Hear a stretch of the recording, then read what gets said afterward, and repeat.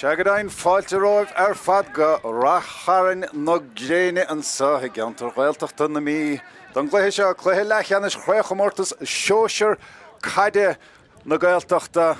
agus an Peile an Iarnatha ó Óstáil an Comórtas sem líana Clann nGael ó Ráth Chairn agus á buí á dhéachant le curtha bheo sin Cill Chomáin agus na héanad nach mór alvinis chun caide agus chun catha an sa Ráth Chairn an ghort hénig fiochan go díal an ghrianna tainmh cé go bhfuil gála gaithe is séide ná bach son beag sco an chluithe os gór amach an sa ham siúrálta gá. Nis, tuair mé díomh na fórne atas nó le muintir bheo Cill Chomáin agus mór an éidir an athrathe díanacha díanta an bhuireann sa mar sin tuair mé díomh an atá a gom. Sa bhaide de Cill Chomáin ha ihir sédíag aran ó héalathe an lína lán chúil John ó Flanúra, Seamus Másún agus Lorcán Macra. An lína lechúil Liam ó Maileoin, Óin Macra agus ihir an é cahal ó dochartaigh. Lár páirce de Cill Chomáin tá Joe Cordóibh idmhar is seacht agus is seán ó Morachú ihir hocht clíhánach leis. Lorcán Másún, Joe Másún ha cahab ihir fiche héan agus Jack ó héalathe an lína lehasach de Cill Chomáin agus an lína lántasach inmh Gary ó Rudig, Justin ó héalathe sin ihir an éideag agus Adam ó Connery ihir i fiche tí. Maidir le Clann nGael ha an Iranson níos a ghirad an méide fógraíoch níos slóthe ihir héan óin ó grífa há sa bhaide dóibh, Andrew McGowan, Jack ó Dochartaigh agus Peile McArry an lína lán chúil Paul de Toot, Cormac McGowan agus Diarmaid ó Donna Chú an lína lechúil. Lár páircid do Clann nGael tá dara ó grífa agus óin ó céalachuir agus na tasathe Seán óg ó Tíarnáin, dara ó Suain, Tomás ó Dúil an lína lehasach agus an lína lántasach Ben ó Corcra, Iman óg ó Donnacha agus Dylan ó Dochartaigh. Agus na héanad ina cheartan sa omhránóna agus fémar deirim an aimsir anna gheas agus na héanad I ggóir agus I gceartan sa ag Clann nGael chluichí féstaí Peile feicithe ó tránóna déhíine agus an sé seo an chiaadúir gohfuil fuir an na bhar ó Clann nGael á dhiiscinnte gin an fuir an banatha có hí anna bhua in néa có bhuiine idir anna híal as an glár scór an sa chuidir scór mór mílteach suas agus Cluiche Leathcheannais a cosan maidin chomá ach sé seo an chiaadúir mar deirim go méid na fearibh a dul chun páirce agus cuman Clann nGael bunaíochiad stocha cuman sais óga séhiad mar bunaíochiad sais cónasca idir á buí agus cuman na Gaeltachta an sa agus há siad an bhód ó 2002 agus dairí gló Cluiche Leathcheannais na mí sa chraibh Sóisir bhainteach I 2007 agus bhreáil na grúithe Comórtas Sóisir Peile na Gaeltachta a bhuachant an sa agus licitíntáine có imlíana agus beag jab le díanamh có buachant Cill Chomáin bhuadar son an teanna phobal I gcluiche ceathrú ceanna sin é agus an scóir a bhíon son dó cúg díag le dó I ceathair agus go dát há siad anna faointeálta fad agus rath mór ortha le blianta beaga an nuas.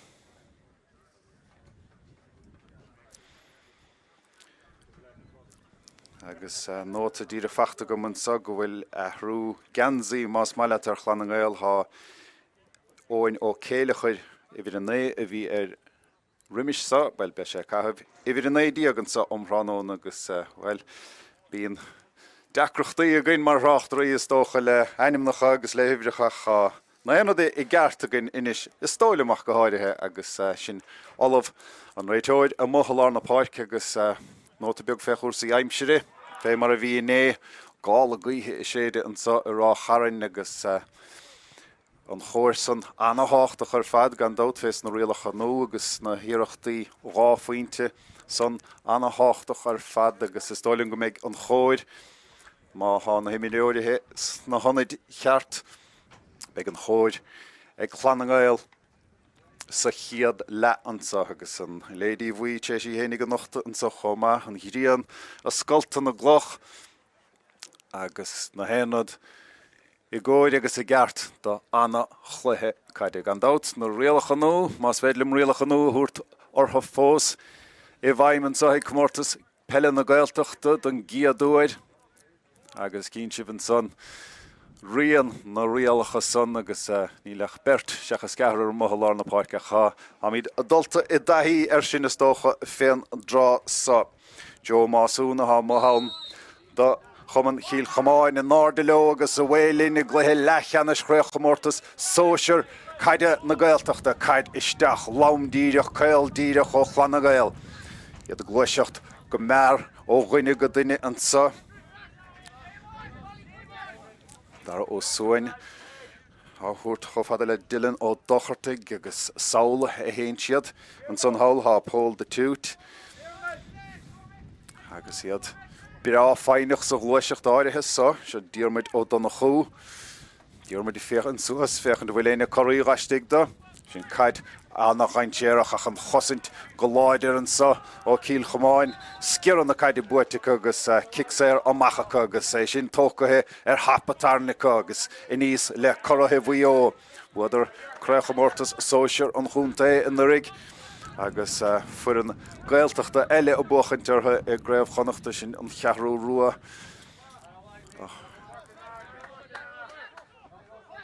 Agus an cheathrú rua gimmart I Cluiche Leathcheannais eile an sa omránóna, péis geile, lor cáin másún in sin seilehigh éada ar bhío. Siar a héin siad a fig tamilín, harnáisig másún a ríist. Seán ó mar a chúinis agus harnáis a ríist. Isteach a Jonah dosa sin anachad isteach a ríist an chosint go láidir an son hir ach an ceansan buailte ach an ceansan fóríl an chiaadíireacht fóríl ag Cill Chomáin an sa.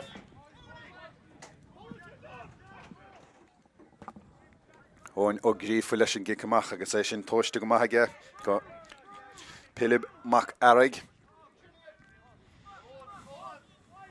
Agus diarmid ó donna chúinis.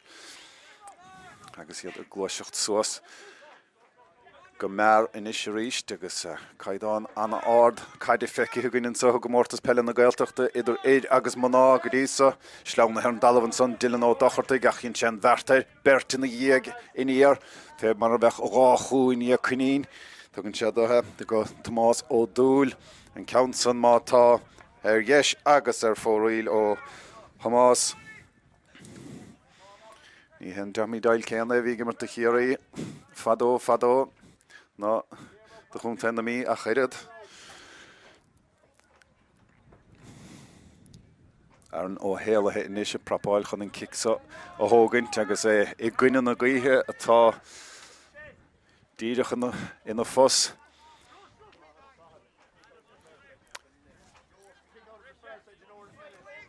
Ó héalathe inis ceansan buailte an Nórdha ceantas na rudaí maithe fés na rialach anú an chóirc lár páirce harnáisiúin agus harnáisiúin go láidir. Másún inis I gar isteach agus stripsúil fé sin caid isteach I Joe Cearn ó Roddaigh há sé sleanathe bhfuil sé sa chearnóig agus há siad well cheapadar go raibh báide có ach bhí sé stig sa chearnóig agus má dá bhrí sin ní le an bháide feachta có. Cé go gapadar go raibh ach sin ceapnáíonn éon bhróig riamh inis. Bhain son stad as Clann nGael agus iad fós followh an dá éireann ar chláir a scór. Cormac mo gáin inis agus é siúd a gúmpar na caide a thuairt do ghara ó gríofa dara fear mór gáidir lár páisce pliasta ghóile feachta I gceach ní chur sé cíos cás ná cathúir ach anna fís a gadaíocht an son ag Cill Chomáin agus amach leo a ríist ach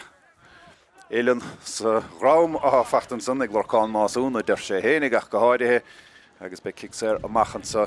ag Cill Chomáin. An dát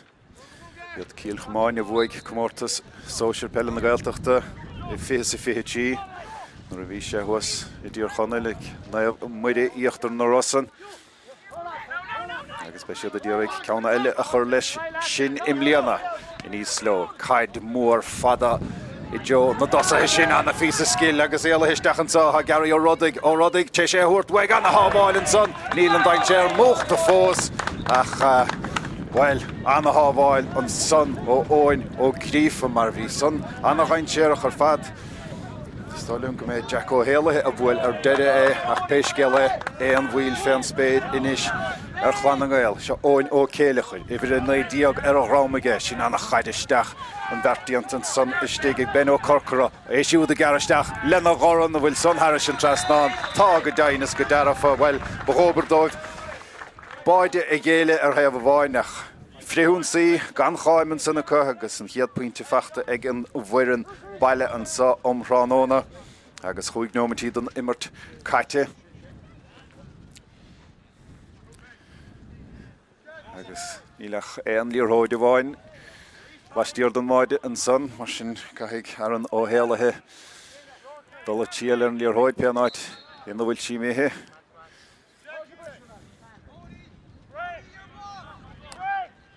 Council builteach fada a ríistige agus lena cheartta thuúrta sé gine na gaítheach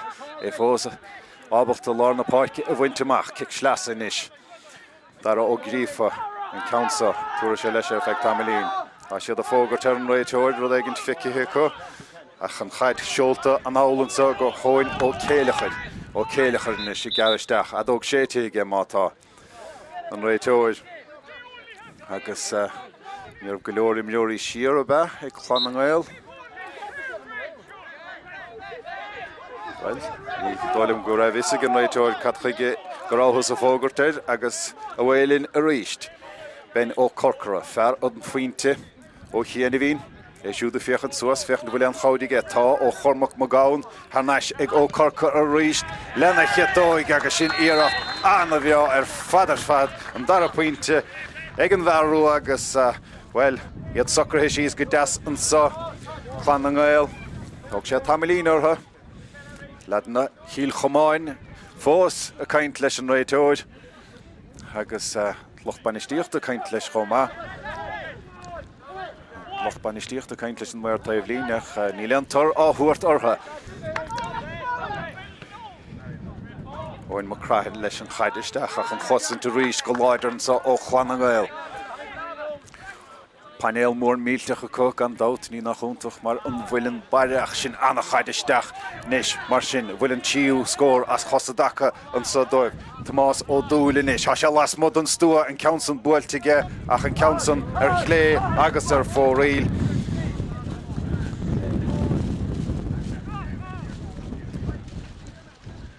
agus an daraíocht chutha ar fóraíl ag Clann nGael inis Agus an spéir díri hiú begáinín dín machcin ina sé scireann ó báistís ar méid an chluiche a cíochnathe ar an óhéalathe inis an cic amach a ríist go dtíon páirt chéanana don barc ach cé anna go bheirt ar an gceann áirithe son a cic sleasan sa inis ag Cill Chomáin agus deise go son ag iad scór a gháilt seach neomantí go le imirthe méthe Hocht neomantí méthe agus iad san fós folamh níos rihisteach níag na caidan san há Adam ó Connery an bhartíanta ag Adam ar lorog cabhrach ó éine a bheith ina chóngar agus siar a chathe sé dul Tiúr trasna lín an lelíne an sa ar rinne há seán ó Morachú isteach an san go óin mo cra bertá dhéchad leis ach anna fesan san isteach go ó Morachú ríist ach iad a ríist tá siad a gimmarte gine na gaíthe mar sin beisiad cai siad a bheith níos dhiad an máide seo a garisteach is Joe Cordaibh lena sóig ach an council ar fóraíl ach bhí rialann vantáistige agus beag cic séir an sa ag ledan na bhuió agus deise go san inis ag iad scór a chuir an glár idir an dástúa an sa há just an óhéalathe taca amach an council thógant gcuine na gaíthe agus fiachant Jonas spricin inis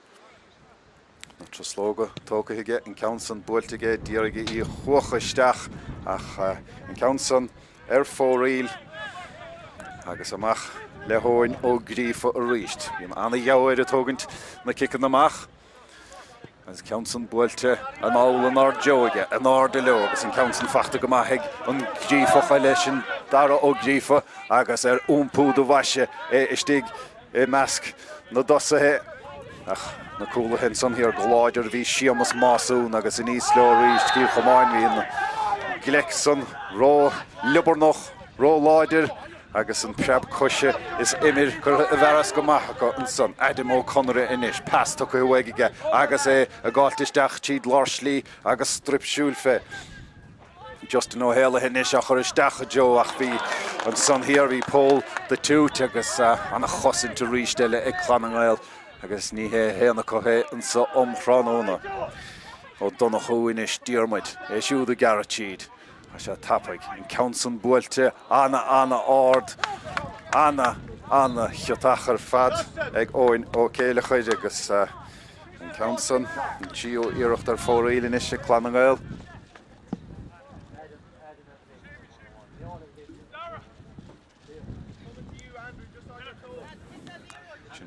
Fósa feh leis sé líor hóid.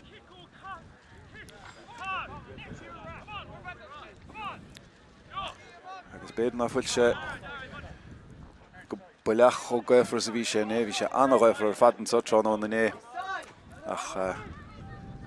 go fósa sé de in aig ar an í éalathe níis amach leoríist sin anna gháile mohan san ag lorcán másún agus ar aig le óin mo crahanis ach an pas san bhí sé anna chiotach agus in níos le Clann nGael a ríist. Agus iad sanna buintí las clíán hall na páirci le dara ó suain agus hanna sin is go dara ó grífa. Hanna go suain a ríist agus ó grífa a ríist siúd a gara tíad fíochaid Jonas Brice tur féil anna chiatóig agus sin pointe anna bhreán san ag an bhar lárpáirce dara ó grífa agus ha siad a chuna isní na passanna le chéile go deasan san Clann nGael.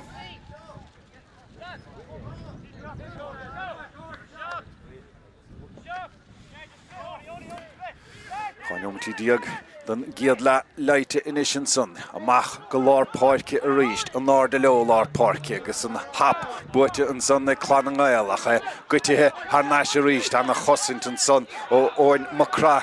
agus brú róhrúachar a róin agus amach leis a ríist leis an gceann tapig ísisiil isteach a Joe na dosathe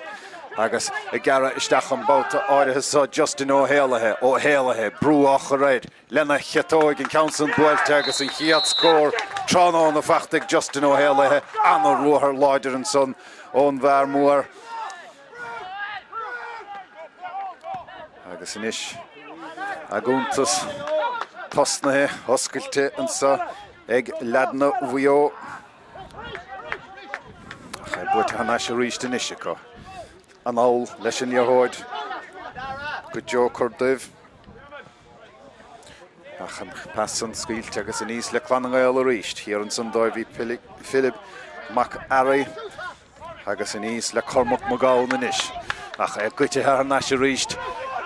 ag másún a ríist ní hé ach óin macra agus an Counson saola Joe í éalathe a ríist ach an Counson róada agus dulta Harrison ta a bhlíne agus deisig Jack ó Doherty inis an Counsa ó hógaid Jack Andrew Magáin inis agus an seilmhige brúachar ag O'Hale caid inis seolta Joe Cormac Magáin a ríist agus in níos le díormaidó donna chú báta a bháin eile. Sé anna chúmpórdach a gúmport na caide an sa díormaid. Le tu go bhfuig inisige. Agus a gara tíad láirslí an sa seán óg ó tíar 9 a thuairt bhaig an sa go íaman óg ó donna chú. Sin go ó Doherty isteach a Joe Lanta sí anna gháile sanna stig brúachar mátá an Counson builte ísisiil sábháilta ag an máideoireach an dara íireacht feachta ag Tomás ó dúil agus inis mar sin báide agus tíomhhaointe chláir a scóil ag an bhuireann Peile sin Clann nGael agus há siad an mótaráil go deasan is bheith mar idir siad. Agus chinse anna bheartíocht an son anna gháil ar dúis agus an son rá íireacht. Sábháilte den géadíireacht ag go héalathe bhí sé ina bheithaig agus bhaig sé sa líontáin an darabáta Tomás Ó Dúil. Nis has séir chic eile acu Clann nGael agus ní bhíon a bhíl féin spéidir orthu.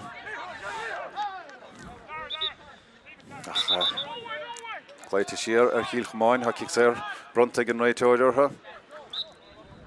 Agus in níos leo a ríist inis.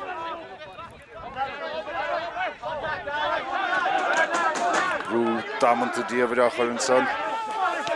Agus can sé dul siar chun dul chun cín más me leat. Se cathal ó dochataigh agus róhrú chur ar siúd tá sé fiochant chun cín. Agus, well, tarach ar grísa ágáilte an dá iran ón daobh líne an sa. Nis a túirt fé le híoracht anna ada ar fad gail sin puinte anna bhrá ar fad. Well, cheapas éingreft son Harris an trasnáin. Agus an réiteoid a dul saol chun cainte leis an muirta a bhlíne cheapas éingreft an íireacht son Harris an trasnáin. Ó líam ó maileoin agus fí go dain íireacht rá faointin son. Agus, well, fés na réalach anú, ní hagann sé an bhuiil ort an bhearna a laidú. Nis, Clann nGael. Idir son na fógart gur bhín ceann ar fóraílach, well, ní a son na hán adóig. Tá siad inis dul chun cíniad hainnig le ó dochartaigh. Tá sé an ile anna géir. Go héig íoman ó dochartaigh i ríist agus sin passa bhí i díatach a bheith daintéar a chachta tút bhí sé na bheithaig agus fuair sé agus an ceann sa tócathe tappaigh go hénig inis. Is rúiseacht isteach agus stracathe an talún an son agus an leabhraíonn beag dubh tairc amach aige an réiteoid. Agus beag rud le rá aige be sé túirt amach an son don lán chulaí sin siamas másún. Agus de túit son bhí sé thug sé an cic séir bhí feachtaigh ar dúis thug sé tappaigh agus tháinig másún an áil agus leagseach an talún. Agus carta buí feachta aige dá Iasca son. Agus Tomás Ó Dúil inis chun an cic séirsa ó thógaint.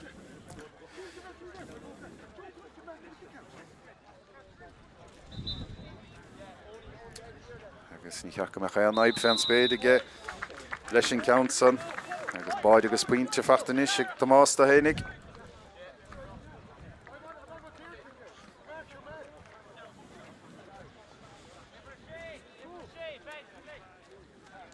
Ó héala ríist inis is go nóídas na báidóirí.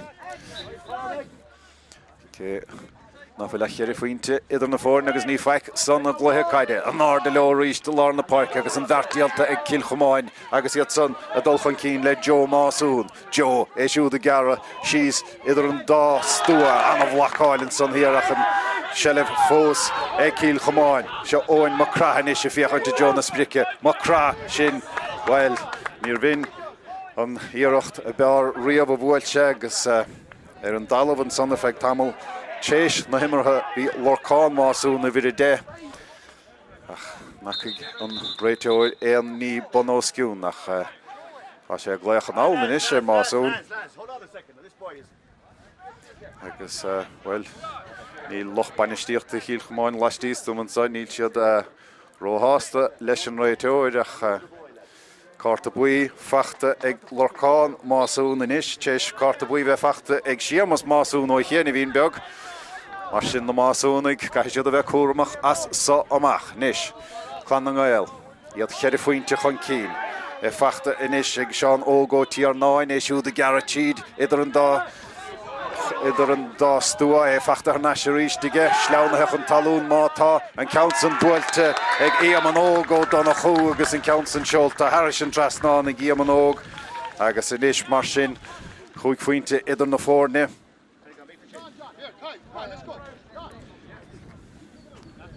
agus an Mórdha a bhlíne a phleige beag bán arda hiige an daí a tachan páirce dó Cill Chomáin sin Cail Mogair agus a fágant na páirce tá Ivredó Jan ó Flanúra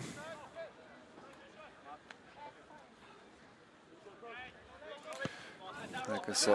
Lua Gama a bheith déanamh an bhíochtach gan bheilt a Cluiche immertha hena ag Cill Chomáin in deir seachtainna mar sin ní henúna go méid tréachta Bert sleanna an dalhann son sunk sa rám fachta ag Tomás Ó Dúil agus an gansan tóca tappaige nes an réiteoir take hen náil chun cainte le lochbanistíochta Cill Chomáin agus á Bert dulta I bípáin I chéile an mothair an barc agus an réiteoir a caint leis an lochbanistíochta fé mar a deirim agus ráile ó stócha thógann bog an anim dé gan a bheith fógurtéir agus inis ha sé dulta isteach chun cainte le cudas na himleoirí bhí bípáin I chéile agus gléite an áil gara ó grífa agus Joe Másún agus má ghain Joe Másún carta buíon sa be sé an Giú Másún a chaáid sé carta buí gáiltain sa sa chiad le agus sinné go dtíre chu tátarlathe carta buíon duine ag dar ó grífa agus Joe Másún agus caiith siad son thógann bog inis just a go deire agus téis war náile thuirt don lochbanistíochta Cill Chomáin in sa agus go gaiith siad thógann bog as sa amach ben ó corcranis cháfuointe fachtaige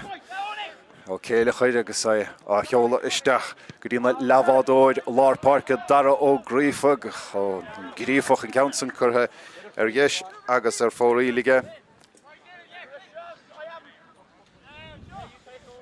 agus fé mar a feice gin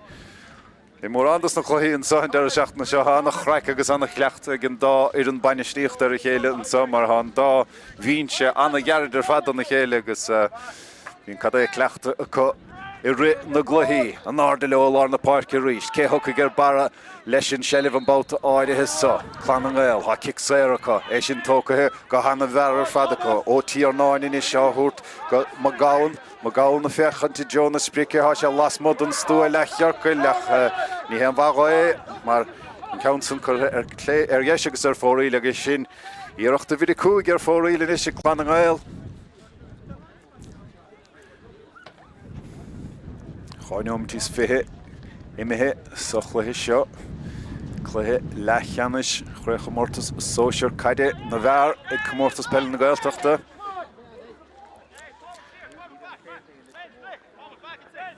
agus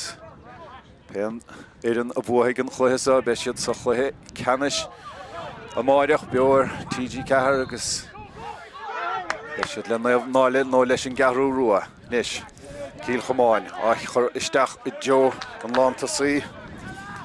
ach an bhartíanta I gceas na cosantóirí ach cosantóirí Clann nGael ina gcearta thuairt dóibh há siad té sé gomas an nachtan sa ó hús Déanmar dó donna chuúin is sin sellbh siúd agus amach go Tomás Ó Dúil inis á cheola isteach chó fada le dara ó Súin go Cormac Magáin an lecholaí láir agus sé tuis mór an sellbh lábh seáil do Clann nGael ó hús be mar an fersa ó corcara ben gáfuointe fachtaige an ceansan seolta Joe Chomáisí rúige an ceansan dulta hairsinta bhíon agus be cic sleasa an sa ag Cill Chomáin é sin tóca tappaige acu céar an son há Liam Ó Mailóin agus an Ghearmúsan bhfuil bhí sé sleanú nuair a bhuileach le pléasca sa bhainál agus sin ben ó corcara leis an ngramú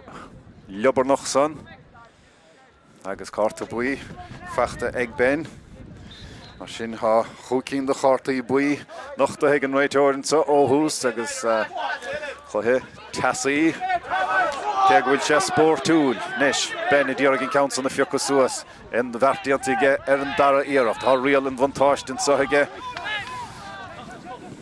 Sy'n count sy'n tóca ag ben isteach a Joan Lán Tosaí an bhartíantan sa ag Iamanóg a casa sin blacáilte agus blacáilta go hanamhahan san ag seán ó mar a chu chaise bheith láidir an son mar bhí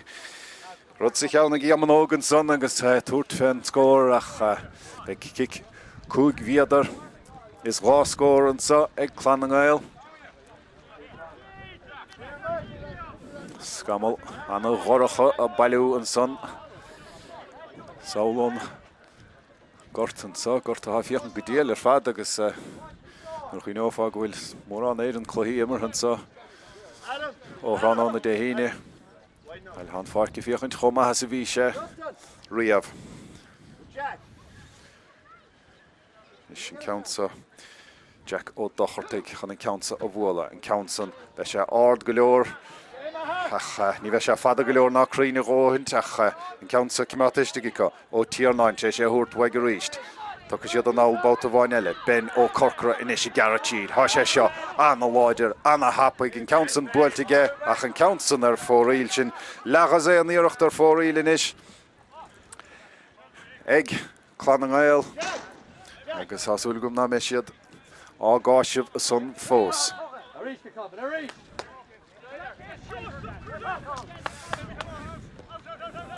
Ceir nómtí nó mar sin fácathe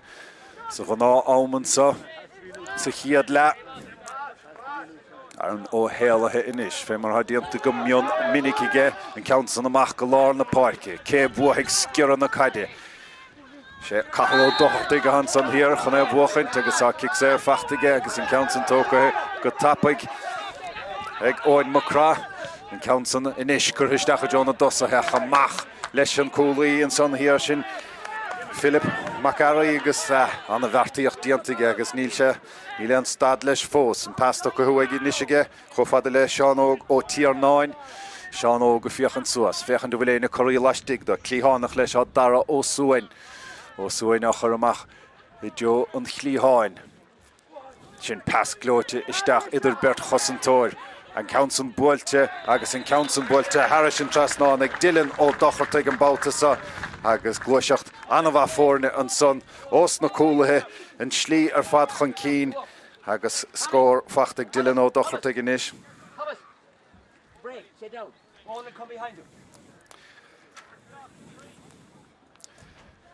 Agus slúanna asta bhainte na háite bailethe an son hawl cúpla duine tacathe an tros fada ó Bheo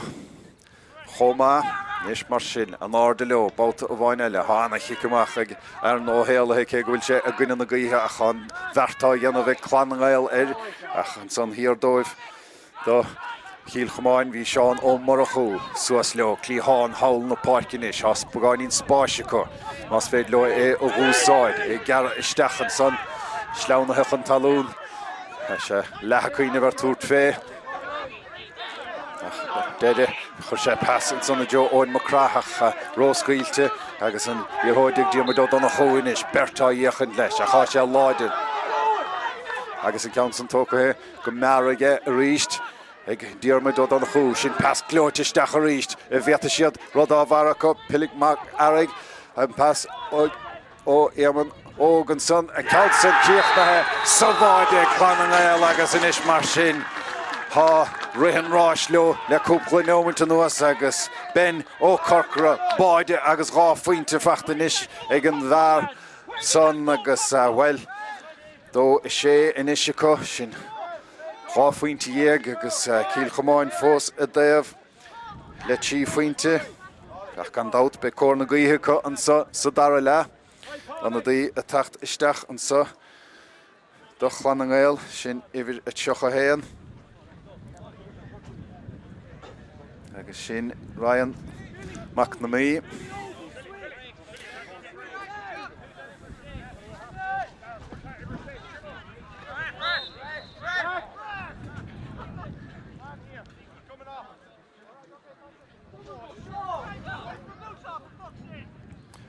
agus tacht don Barkinson agus coscéim bhacaíir Tá Paul de Toot well na mar gortaíchain san ó chéana bhíon beidir san íireacht san agus íireacht san chuntása go bhíige agus an a gháil an son. Ag dara ó suain agus a bhfuiló a ríist Clann nGael. Éman óg áthúirt Salga Cormac Magáin in is buil an chin son ach an count son fóríle agus sin ifir seachtain is fóríle co. Cháfuinte dhéagar chláir scóra co. Clann nGael agus an chiad lean nach mór caite. Be cúpla nómit is dócha dám cútih léhamart chomá mar bhí Mórán achtrahé beaga ann go gahan réiteoir Peile mar sin ag dóna tíad an nómatí ann is dócha inis mar sin. Seo chuún Cill Chomáin has stáir mór ada ann ó bhaib siidir an scór an bhéad le cíoch bhachachar le an chiad lehansa Ghéile histeach an san dóibh bhí just an ó héalathe pass a dhéach a bheith daintéar hanas go héalathe ríist an count san builteach sa bháilt an soniste gig óin ó grífa agus amach le Clann nGael báta a bháin eile ó céalachar á cheola suas amach go lár na páirce agus caid mór gríf fada seachan a hapar le tréála linn riamh bertim leir tééis teangabháil le chéile an son agus an réiteoid a dolisteach chun cainte leo agus an locht leis a dolisteach do Clann nGael Chomáin ní nacha cé go dtíre chatha mithe an dalamh an son dóibh agus an réiteoid a dul chun cainte de ben ó corcra an dalamh an son agus bfuil lescló é siúd a chailiúnt béir a deile th lóig fear hat éis báid agus cháfaointe gáilt níl Clann nGael téis níl siad ach téis rá scór ó gáilt Sas a chiad le íoreach do bhain rá faointe a chá chúg nómatí diagáin ó chaim siad ar feic agus mar bhara gach donna stóibh há cicséir an sa ag Tomás ó dúil do Clann nGael. Tomás fu sé cicséir Tamilín ó hin inis an count san builtige agus an count san seolta Harris an Trasnáin ag Tomás ó dúil agus inis mar sin dó seachtar chláir a scór ag Clann nGael.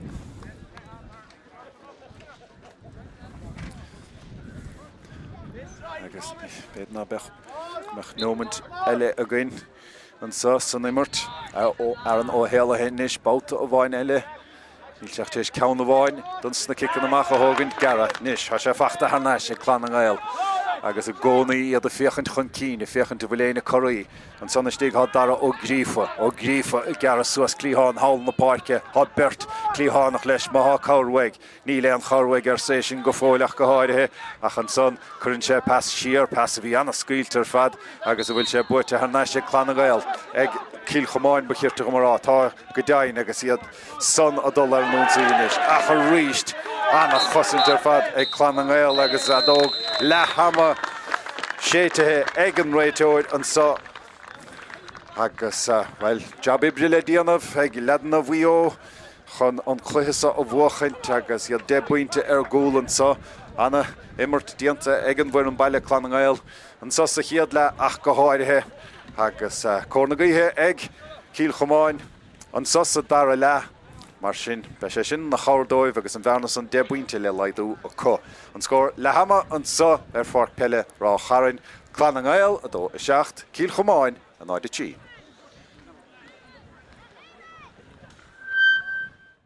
Ar ó rámaige sin anna chaidisteach an bheartíant an son istigh ag ben ó corcara éisiú a garisteach lena ghoran a bhfuil son Harris an Trasnáin tá go daid bhfuil an chódige tá ó Cormac Magáin hanas ag ó corca a ríist lena chetóig agus sin iarach anna bheo ar fad an dar bhíochaid Jonas Brice tuair fé lena chetóig agus sin puinte anna bheo an son ag an bhar lárpáirce dar ó grífa agus I gara isteach an báta áirithe sa Justin ó héalathe brúach a réid lena chetóig an count san builte agus an chiad scór tránán a sin go ó dohartaigh isteach a Jónánta sí anna gháile sanna stig brúach ar mátá an count san builte íseal sábháilta ag an máideoireach ar an dara íochta idir an dástúa fachtar na sirístige sleanathe an talún mátá an council builte ag éam an ógó donna chu agus an council seolta Clíháin. Sin pas glóite isteach idir Bert Chosantóir an council builte agus an council builte Harris an trasná ag Dylan ó dochat bheata siad rud á bharacha pilig mac arig an pas ó éaman ógan son an council cíochnathe salváide Clann nGael agus in isma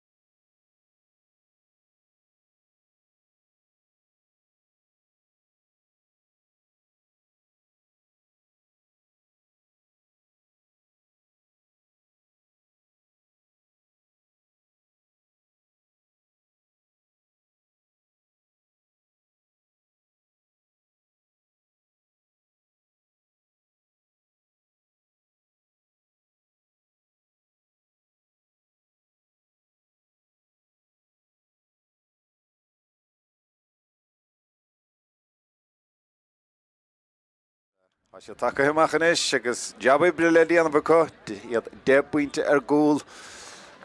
I gcuine fórna na háite Clann nGael agus imreoirí anna chumasach ar fad ag Cill Chomáin mar sin níl an chluiche a cíochnathe fós ná feic mar é. Fiochan timpeall a bhfuil éon anadaí nó take isteach.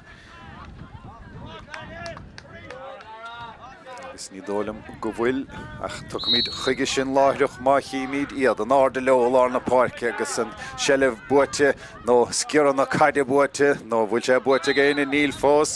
a dog sé an réiteoir mátá agus kick séir a bheith ann. Tá bert séir gan éine ámarcáil an sa agus ar ghuine cótha seán ó go tír 9 ó tír 9 ó céile chuid gafa iste Harris agus Rasper do bháid hanna mun díal. Ceapas go raibh an ile ró dhéar an sunnaige well, an fear Lord Parke óin ó céile chuir I gara tíd an sun agus well, bhí sa rá go gahach Cill Chomáin tasnú agus tasnú go láidir ach an chiad neoma gan an neoma ténig mithe an tíú báide fachta ag Clann nGael. Nis, má bhí jabba brile díana bheith Cill Chomáin há sé níos measa do sí faointe inis ach níl siad sééis géile fós ná feic mar é ach an pesan ní raibh sé róntaach ach kick séir isteach a bheith ann do Cill Chomáin agus é sin chuir siar acu. Agus méid son laistigh nó laistigh las mud an stua agus be sé laistigh stólam níl na himreoirí cinnteach inis há sé héine crú las mud an stua leithchearcail mar sin. Liam ó maileoin fuair sé iirecht anna bhrá dhá faointe sa chiad le scór dearnach a fuair Cill Chomáin agus bhí sé sin sa chiad ceathrú don Cluiche seo mar sin chud ar tamil mór fada gan éon scór gháilt an san sa chiad le. Ó maileoin inis na troslógad tócaige na ceansan buailte ach an ceansan buailte gan cháim Harris an trasnán agus bhfuil an gháithríon don máide san na fuair ó céile chuir do Clann nGael bhfuil é sin chutha do gháithríon ar neamhní inis ag Liam ó maileoin. Náid a cúig inis ag Cill Chomáin 37 ag Clann nGael. Agus selleh diarmadó donna chuúine stófsan. Hawl an san há Dylan ó dochartaigh. Agus brú áchair ní nach úntaach ag na cosantóirí agus caihan Clann nGael dul siar chomhfada le Cormac Magáin. Rógur deas a bán dearaga ar Cormac an sa tránóna. Dara ó grífa inis. Ó grífa I fiochananta Jonas Sprice. Dúra sé fé é hénig, ní thuair sé, ar neisce Magáin. Agus siar a ríis gan fear a tháinig isteach a Joe deire an son Ryan McConmee. Diarmadó donna chú. É siúd. A rince an spotta más mailet. Ben ó Corcra inis. Báide agus dhá faointe fachtaige siúd ach ní raibh an pesan rá faointeálta an éachar. Agus Joe Cordoivin san hir chun é gearamach. Lorcán másún inis áthúirt weig. Agus áthúirt Liam ó maileoin. Liam á cheir faointe fachtaige ó rá iirecht rá faointe.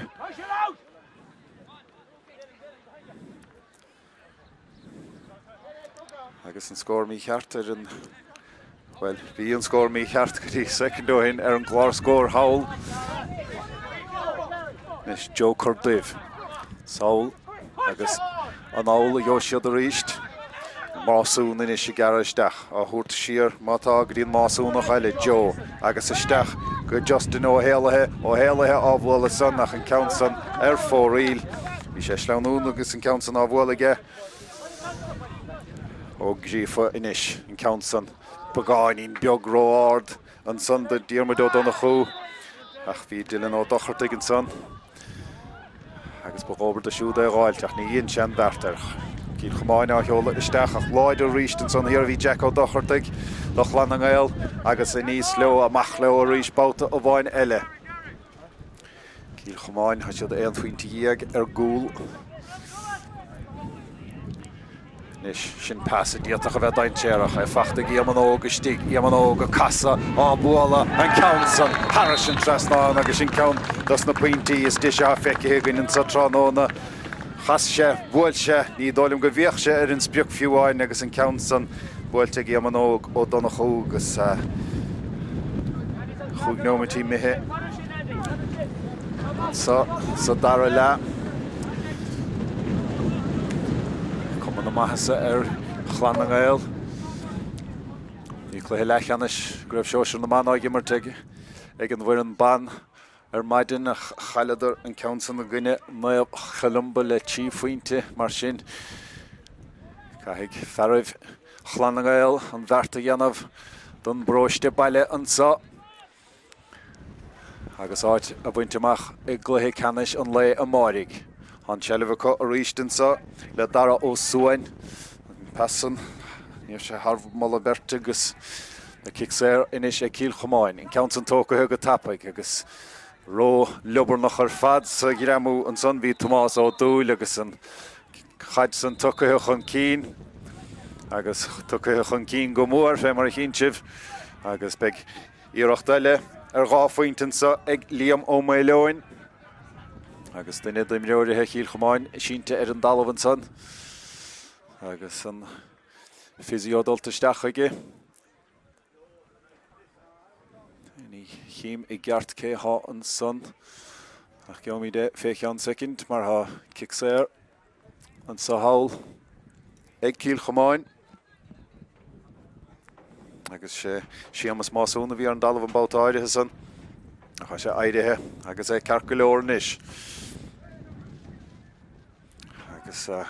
airithe chun gaotha an sa a ríist agus anadaí a tacht chun páirce do Cill Chomáin. Sin I bhíidir 25 met ó héalathe agus I bhíidir 10 lorcáin másún a fágant na páirce.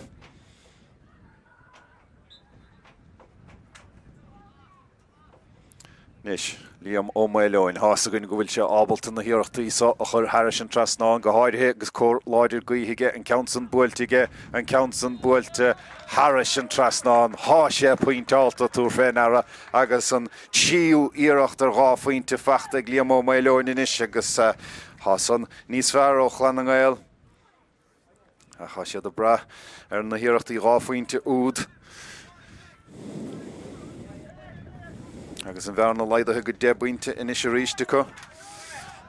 Agus sciar na caide buaite hana sin pís a beascil á siad a garisteach an sa Cill Chomáin. Tá tansar bháide cá na hábháile go ddífa agus bhí sé go láidir an son agus é lecathe chun talún agus é tachtamach agus well cha sé bheith na bheigid son óneog ddífa rud a bhí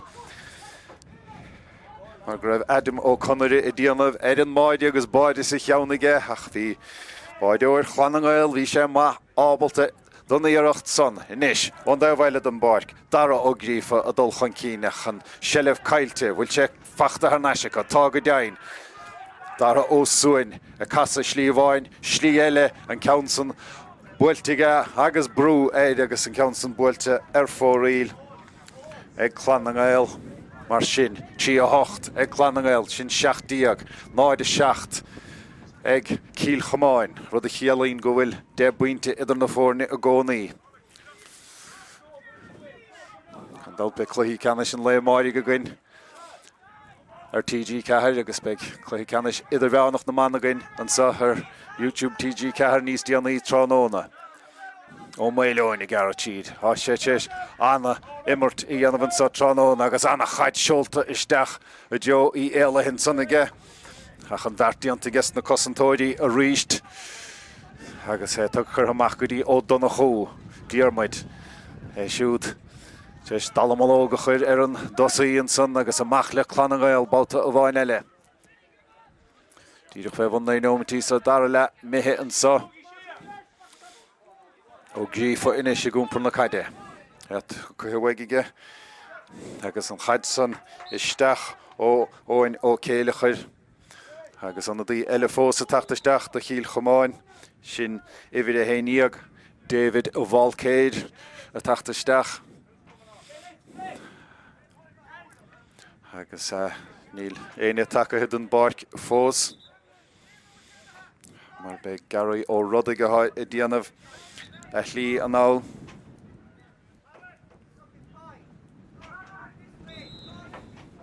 Sé go dain Gary ó Rudig an dát fé mar stúil do fórne a bhí an na taistil. Níl annach chud éidir anna de ag Cill Chomáin ach péis geile se chuin óin mo crach agus é Garrett Chead. Brú áchar nó go coscéimi á hógann tige ach chur isteach jo í éalathe ach bhí adóg séte ag an réiteoir agus be kicks eile fós an so ag Cill Chomáin. Bhí óin mo crach Garrett isteach an son agus bhí brú áchar mar sin in ned an dála kicks eile an so ag Cill Chomáin agus iad a brethar na kickan na séir so agus an fear hadíoch take isteach David Bhálcéid chun an ceansa ó hógant. Bheata sé siúd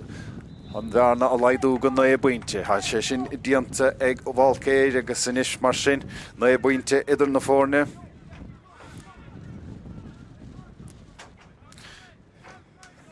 Agus ní hen dóhín hegéan éan fes na rialach anú berna na buinte a laidú. A sé fici go mion minic hana a gyn so chaid nú má smaileat nis dar ó grífa go láidir ó hús na himmarhan so do Clann nGael fé mar a han fersa ben ó corcara an pescar Solonson go dí Tomás ó dúil har náisi go corcara é siúd a fiochan te Jonas spica má hen son Harris an trasnáin ceart medle húirt an bhearóg son mar sin anna fuinte fad sin baide agus tí fuinte fachtig ben ó corcara inis agus well há sé anna chumpórdach ar fad I mun selleve agus a tuairt fé na hiarachtaí san agus bhí san chomáil do scór a fici higainn an Sathairn Ráth Chairn an deire seachtaine Sathairn fad níos há freagra a tastáil go gíar agus go dóirte ó Cill Chomáin. Gar isteach dóibh an bautas á Joe Másún. Joe á chur isteach a Joe í éalathe an ceansan an báidóir agus an lántasaí I te go bháil anna chéilech an báidóir go láidir an son sé sé mar go maithan sa óin ó grífa anna faoin talta leis an gicamach agus cúpla sábháil mai déanta ge chomá. Níos díormaid ó donna chó é siúd a gar suas. Dara ó suain siar a héin siad fiochan tú bhléine choirí os a ggóir amach. An ceansan fachtain is ag seán ó go tíar 9 ó tíar 9 I geall a gar a trasna na páirce agus há sé ag iaman óg ó donna chó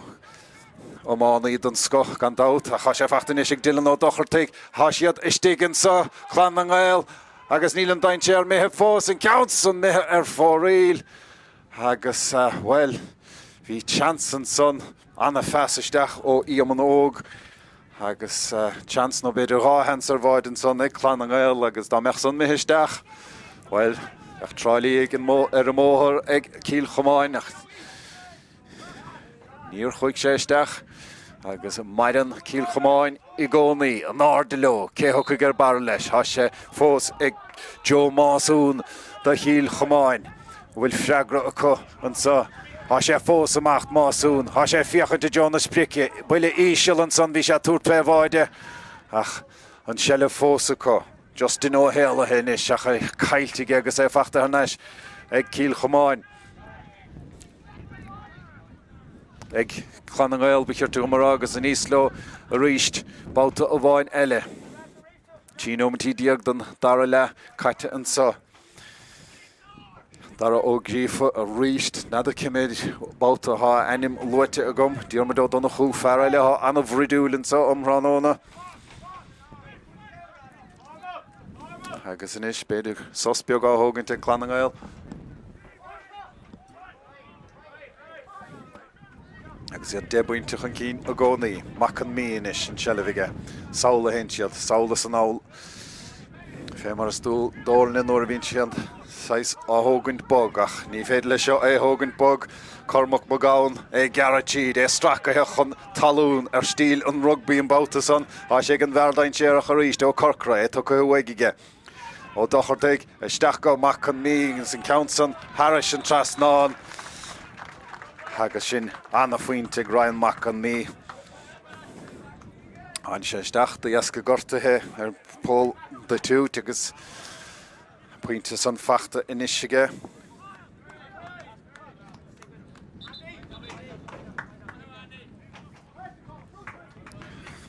Tí de inisig chlár a scór ag Clann nGael agus anna dí eile tachan páirce dóibh san. Bhí dó fágant na páirce an san. Sin Andrew Magáin go mé machtaí fécean second cé take isteach. Sé ibhrí 16 Tammy O'Háin le take isteach. Agus inis Carú ó a chluig fáca ag Cill Chomáin chun daigen tú bhaint as an gluthasá siad éan faointe dhéag ar gúil. Agus cai siad rud éigentí dhéanamh agus rud éigentí dhéanamh tapig. Garachí dóibh an sa Liam ó Méileoin a ríisteach an passan Róscailte agus láidir an san hir. Peile Macaraí agus siúd brú áchar éid. Agus adóg sé ag an réiteoir agus cúpla portpointige asa adóg agus an leabhríon beag dómh tairig amach aige agus a caint an san le Justin ó Héalathe agus cáirta buí fachta ag Justin inis agus sin ceathrar ó Cill Chomáin háis cáirtaí buí gáilt inis agus bhfuil cai siad san ar fad a bheith cuaramach idir seo agus a deire na himmartha mar ní féidir le éine a chailúnt mar há siad a bhd ar gúil agus há siad an gáintan scór nó gó nó tí a gáilt tapig achas é Clann nGael a háin líor hóid a garachíd a ríiste ó grífa an count san buailte agus é sleanú ach fachta an sannaistigh ag an máideoir sin Andrew ó Héalathe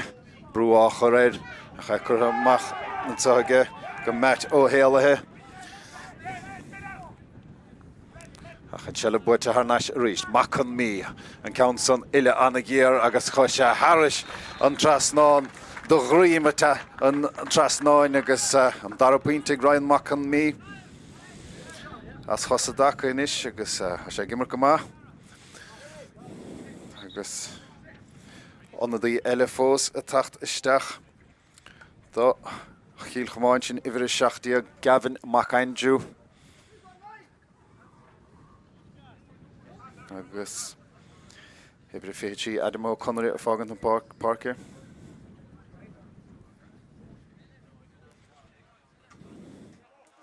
agus duine do mreoirithe Clann nGael leonta an son airithe na hasamh agus bhfuil Tráchtaire ionadathe ag Clann nGael an sa agus há siad a gúsáid an bhínse an sa ach Cill Chomáin a hain seileh an bouta sa níos gáileat fenrás go gaiise tas nó cuioineh ar bháidí mar bhfuil siad a cuioineh ortha hena bháilcéid an sa seileh a dul siar an chosint anna láidir ag Clann nGael fé mar a bhí ó hús siar i dteo bháilcéid a ríist agus cai siad tíal a bhaint as clíháin eile na páirce chaid san na dteo í bhaileoin ach an bheartíontaige fiachant i dteo na speaking count san buailte agus an count san seolta Harris an trasnáin ag ó Méileoin agus bhfuil sin 6 pointe inis ige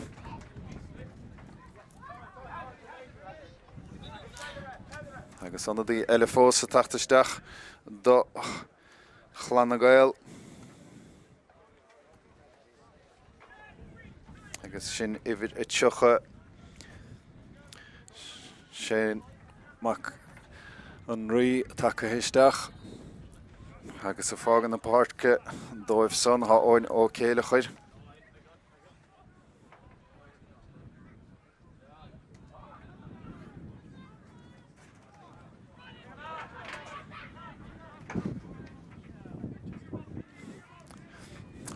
Clann nGael ó Corcra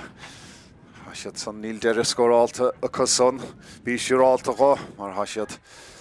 gimar go maithan sa omhránóna, nis an chaid san go machan mí a ríist bhfuil an tíú pointe fachta gé níl, mlacht an Tráchtaire chur a gom éid. An ceann san curtha fóraí lechas cum san mar han bhearna san gá faointe díag fós idir na fórne.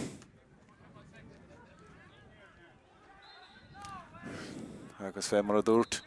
cai siad tasnú a cuine bhar báidí Cill Chomáin. Agus an Kixon tucach an cín. Agus nis, isteach jo Justin í éilethe. Ha sé seo dain séireach, ha sé brás a chóthús. Agus an ceann buailte bhfuil an ceann Harris an tras ná níl, an ceann fóraí ach bhí rialann vantáiste Justin. Agus be Kix eile an sa ag Cill Chomáin. Agus nadidir me siad ábalt an ceann a thuirt las mó don stúach an iirecht gáfuointe a thuirt dóibh hénig. Déneomantí don gná am. Ach, cai sé hógaint an tannad ceart, agus há san laistigh don stúa.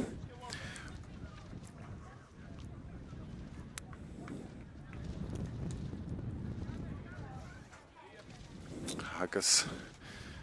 ó mé leoin líam chan an ceansa a hógaint.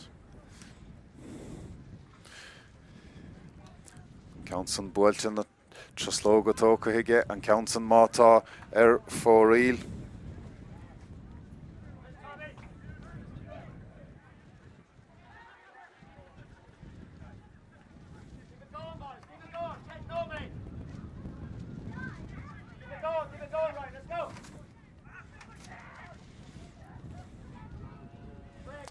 Nis, an áda leo báilta a bhain eile agus an bheartíanta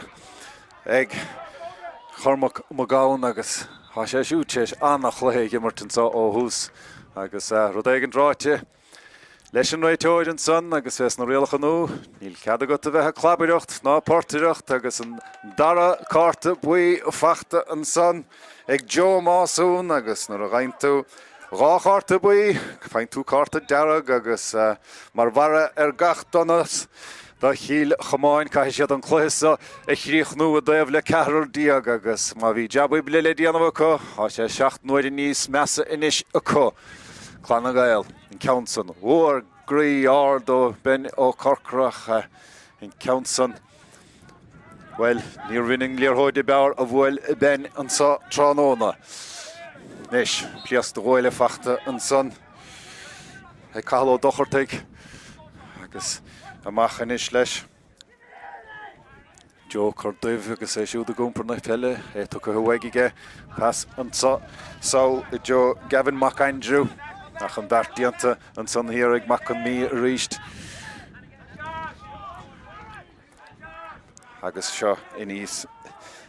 le Clann nGael báta a bhain eile dara ó suain á thuirt waig go Tomás ó dúil an ceann buailte ach an ceann fóraíl agus well há mór an éidir níortaí fóraíl ag Clann nGael sa chluithe agus beidir dámach Cill Chomáin níos gur a ráibh go meach san go méidiste á gáisih san nach níl agus anna dí eile fós a tachtasteach sin ihir i fihedó dara McAndrew a tachtasteach an báta agus anna dí eile tachtasteach ag Clann nGael hénig agus Liam ó Céilechar a tachtasteach agus fágaint na páirce tá Dylan ó dochartaigh.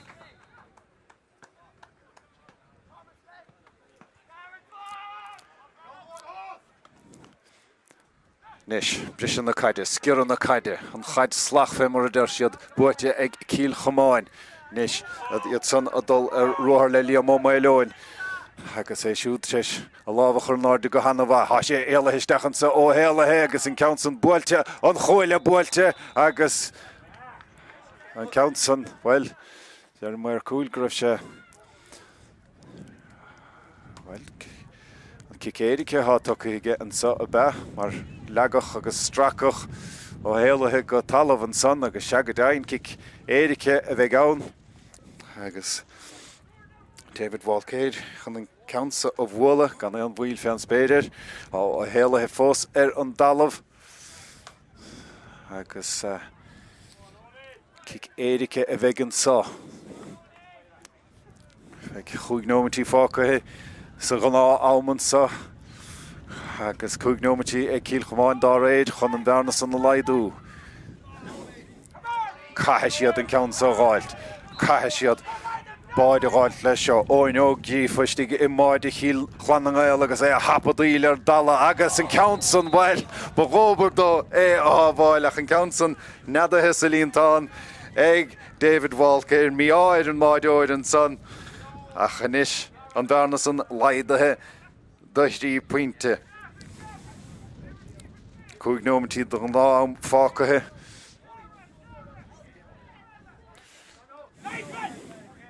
Agus anna dí eile fós a tachtasteach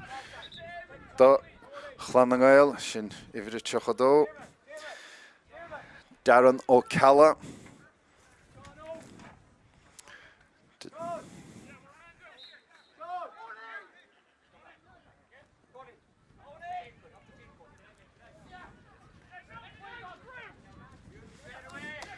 Nis an tar ha díoch tacha histeach ó Calla agus é siúd teis a chaid a chur suas agus brú damanta a chur an son Liam ó Céile chuid agus amach le Cill Chomáin báta a bhain eile há siad 8 pointe ar gúl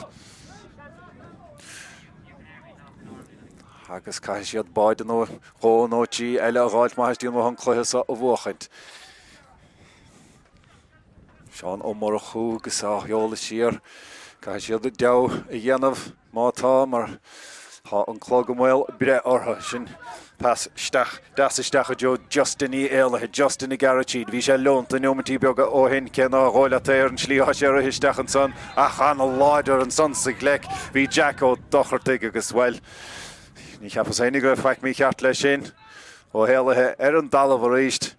agus be kick séir eile ag David Walker agus well nadidir me siad a cuiineh an ceansa a thógant gara well níl ar an gomathá ar Walker chun an ceansa a thógant an ile begáinín gíar há cór na gaothaí ige mátá an ceansan seolta Harris an trasnáin aige agus an bhearna laidathe a ríist de bheagán tí a héanaí aganis ag Clann nGael héan a de ag Cill Chomáin 7 pointe idir na fórne inis agus cúpla scór as a chéile fachta ag Cill Chomáin a thugann leas dóchas beag dóibhacha siad Clann nGael a háldul ar an únsaí inis díra chun gicamacha siad a Garachíd an sa diaach sa bheith dain séarach fós agus pointe Harris an trasnáin an son agus beidir gur miseach son cruthe Cill Chomáin mar idir teis tí scór as a chéile a gháilt an son agus an bhearna san méad amach go 8 pointe a ríist ag Clann nGael agus lechois stig sa chluiche cena sem máirecha cá anna gháil an son ag Cill Chomáin níl siad son chun an chluiche sa a dhéile go dtí an séad for an aidóig dheirigh ceann san stracha a chun talún cai siad dew dhéanamh cai siad dehannas a dhéanamh agus sin é á dhéanamh acu an pasisteach a jo Justin í éilethe a ríist é siúd casta go hana hapaigh ar fad bertá dhéachant leis tiúrá dhéachant leis á sé lecathe chun talún ar deire agus numacha chlaibireacht a ríist ó Clann nGael agus é tu go histeach aige bhil sleagach chun talún David Walker agus an ceann san á bhuail aige mar sin beag chance eile aige chun an ceann sa thógant nadidir me siad a fáide ar bháide agus bhil ní bhaid sé an líorthóid ar neis go tapaigh ó Clann nGael bí siúrálta gá ar bhfuil de meoiríonn san hir ní thuair chéine an líorthóid dochan an ceansa ó thógant tapaigh há leagas éan há mór heisiir go dain is dig sa bháide ag Clann nGael chun an iireachta a stoppa ach be sé cai sé bheitsásta lena faointe David Walker agus inis Neomant begáinín lena chois fácathe sa chluithe sa mar a darlíonn éirí Lazarus ón más an sa beag Clann nGael ar an baile be siad sa chluithe cena sem máireach a gcuine na cearún rua nó naamhnáile agus be sé sin beola fiscin go bhar TG cehar níis Clann nGael an bhfuil deir scórála díanta có nó gí mí déan scór eileha scór na breatha feice go nó an dáthaí ó lena gart a thuúrtóibh agus cluthe anna hainehach caide feice higain Cill Chomáin has siad a daobh le cehar díag le chugnómint an nuas san is ben ó Corcra féidir dá meach lech na himrathe áthúirt go bhéidir go bhaich an fear sanna sin caid mór ard a stecha jo an lína lán tosaigh ach an bheartíanta gas na cúlathe an son hir. Agus cíthe sé bhós na ganzathe agus éhreacha chomhard le tuchadó agus tuchatí le fiscinnta mohan son gohfuil panel mór mílteach ag Clann nGael. Ní nach úntacha stócha agus iad I gimmart licidín táinig hénig in sa Ráth Chairn glas gréin an na mí Cill Chomáin an sellef caiilte go buite ar neis ag Clann nGael agus inis sin in am cútibh an sa gluthe Leathcheannais Comórtas Sóisir caiide na Gaeltachta agus pliasc do gháile fachta ag Cormac Magáin fearra le háit éis immert go nótáchan sa do Clann nGael. Agus an éitir dul chun cainte a ríist le himreoir ó Cill Chomáin. Hím go díreach ceann ceocha imireoir Carta buí eile fachta agus sé ihir in sin cahaló dochartaigh. Agus beag bhlach bra carta I buí a dul bhaile go mó ag Cill Chomáin pero eile gaint don gluthe sa Nis Clann nGael jaslo sméir mólagar fada chuir an gluthe sa ach cosint láidir cosint anna bha an san ó hiamas másún a háitéis cosint go maithan sa dá-chluthe a immertha ag gé agus beag cic cúg bhíadar is rá scór an sa ag Clann nGael chun cíochachar leis an gluthe sa agus anna dí eile fós a tachtasteach a dóibh sin Sam Black a tachtasteach agus a fágant na páirte dara ó Suain agus an méid san na tarlúnt a míide prapáil don gic chúg bhíadar is ráscór sa a gcuine na gaotha níl sé seo frist an ceann san buailte an ceann san a túrlingt I necha an bháide ach an ceann san fachta agus kick amach an sa eile ag Cill Chomáin agus an ceann tóca ag gara an iirecht sa go Liam ó Méileoin well luas lech na himmartha do Clann nGael go méidir go mé ben ó Corcra jocha sin well dá me chéine ó Cill Chomáin chun gáilteach an fearsan a síntear a dala bhanis crompa beidir a curasta agus an Spórt dérig buinte as adóg ag an roiiteoir agus siad a Clann nGael an an baile an sa Ráth Chairn a dultach an cín go dtí Cluiche Comórtas Sóisir caide na Gaeltachta a bheith á gimmart an sa a máideach agus a bheith le fiscint beogaibh TG ceithir agus an bheartíanta có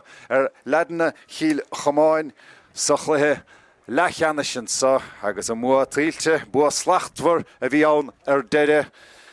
agus Clann nGael mar a deirim ag Leathcheannais an le máidig an scór deirig an sa I Ráth Chairn Clann nGael tí a dó díag Cill Chomáin a héan a héiniag.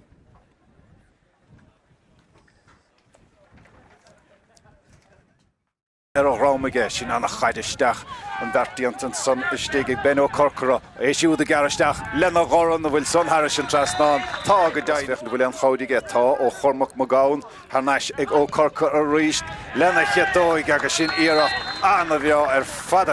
an darabhíochaid I Jonas Brice tuair fé lena chetóig agus sin puinte anna bheo an son ag an bhar lápáirce dar ó grífa agus I gara isteach an bóta áirithe sa Justin O'Héalathe brúach a réid lena chetóig an council buailte agus an chiad scór tránána sin go ó dohartaigh isteach a Jónánta sa anna gháile san istíg brúach ar mátá an council buailte íseal sábháilta ag an máideoireach ar an dara íochta idir an dástúa fachtar na ríistige sleánaach an talún mátá an council buailte ag éam an ógó donna chú agus an council seolta Clíháin. Sin pas glóite isteach idir Bert Chosantóir an council buailte agus an council buailte Harris an Trasnáin ag Dylan ó dochart bhéta siad rudá bharacha Pilig Mac Arig an pas ó éaman ógan son a council cíochnathe saváide Clann á Marcáil an sa agus ar rinne cótha seán ó tír 9 ó céile chuid gafa iste Harris agus Rasport do bháide hanna muis na troslógad tócaige na council buailte ach an council buailte gan cháim Harris an Trasnáin agus bhfuil sin pasa díotach a bheith daintéireach fachta íaman óga stig íaman óga casa á bhuala an council Harris an Trasnáin agus sin count das na pointí chuir Harris an Trasnáin go háirithe agus cór láidir gaoithe an council buailte an council buailte Harris an Trasnáin há sé pointáalta túr féin ara na caiide buaite hana sin písa beascil á siad a garisteach an sa Cill Chomáin há tansar bháide cána hábháile go gdífa agus bhí sé go láidir an sol an son go dtí Tomás Ó Dúil hana sé go corcara siúd a fiochananta Jonas Spica má hen son Harris an Trasnáin ceart medle húirt an bhearóg son mar sin anna faointe ar bheardain séireach a ríiste ó corcara tó go huaigige. ó dochortaigh isteach go mac an mí san council Harris an Trasnáin agus Achan sele buite harnas ríist mac an mí an council ile anna géar agus choise Harris an Trasnáin do ghrí san na Joe í bhaileoin achan bhartíantaige fiachant I Jonas Speaking Council buailte agus an council seolta Harris an Trasnáin ag ó maileoin siad Báide gáil leis seo óin ó gífuistigh I máide Cill nGael agus a hapadíil ar dala agus an council bhil siad Clann nGael a háildul ar an únsaí inis díra chun gicamach a siad a garachíd an sa diaach sa bheith dain séireach fós agus puinte Harris an Trasnáin an son